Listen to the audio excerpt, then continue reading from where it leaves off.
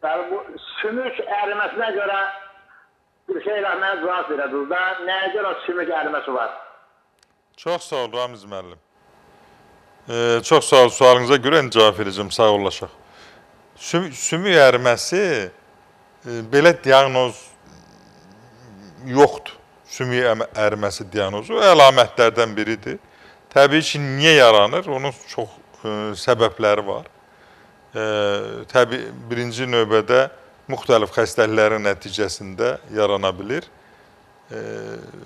Sonra bir Bexterev xəstəliyi deyilən müalicəsi çox çətin və sonraki dövrədə mümkün olmayan bir xəstəlik var.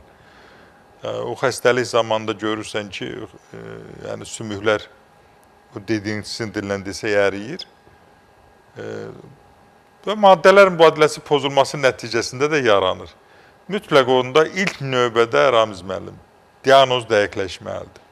Çünki bunların içərisində eləsi var ki, kalsium çatışmamazlığı, vitamin D, sink, maqnezium çatışmamazlığı nəticəsindədirsə, mütləq orada onlar elementlər yerinə qoyulur, vitaminlər yerinə qoyulur və digər müalicələr və son nəticədə görürsən ki, proses dayanır, ən azı stabilləşir və sonra da yaxşılaşmağa doğru gedir.